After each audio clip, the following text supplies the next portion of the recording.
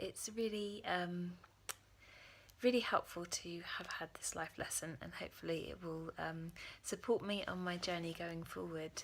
So what happened, which I've written about as well, and the short summary is that my landlady basically hasn't given us back any of the rent or the deposit we put down against the flat when we moved in 4 years ago.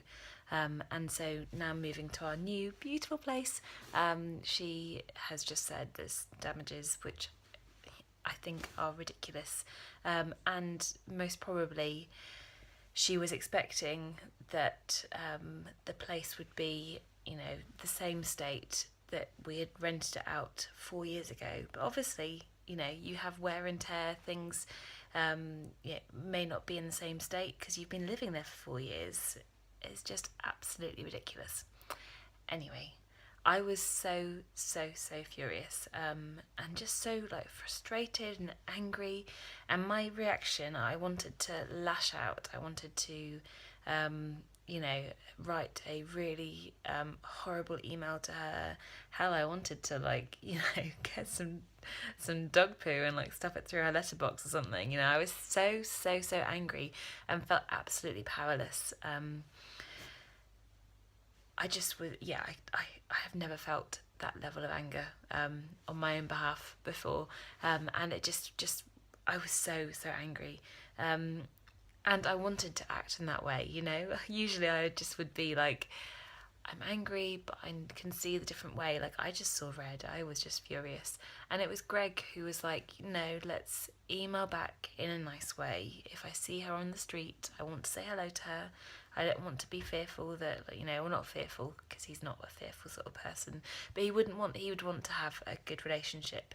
And so every time I was like, let's just say this, let's say that, he'd be like, no, let's respond back nicely, stating our case, stating, with the message we want to send, but with an edge of kindness to it, as opposed to an edge of anger and hatred and frustration. And so that's what we did. I couldn't personally do it myself. He took the bull by its horns and responded to her. And, at the end of the day, we're not getting the deposit back.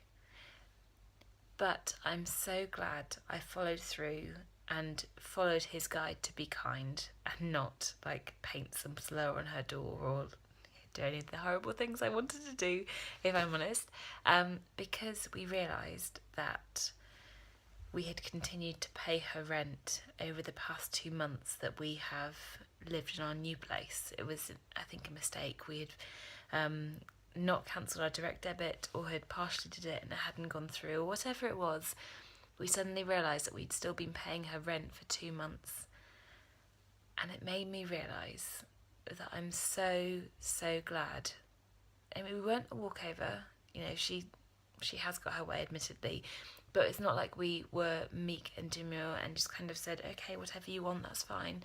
We said our point, but we said it with kindness and as much dignity as we could during this difficult time of having this disagreement. But if we had followed my lead and we had lashed out and been hateful, and maybe we still would have got our money back from her, but actually having acted kindly has led us into a good position where she's paying us back those 2 months without any problem. And it made me realise I'm so glad that we acted with kindness, because I would always rather regret having been kind than regret having been horrible.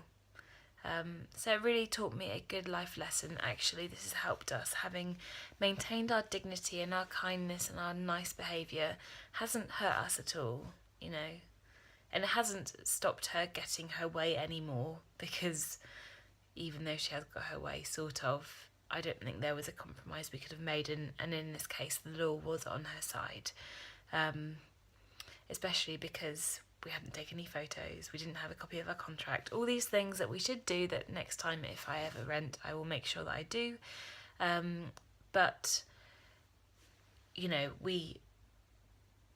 it's just made me realise that I would always rather regret having been too kind than regret having been a absolute witch like she has, and not being able to resolve it in an amicable way. Yeah, so that's how I feel, and that's my little message.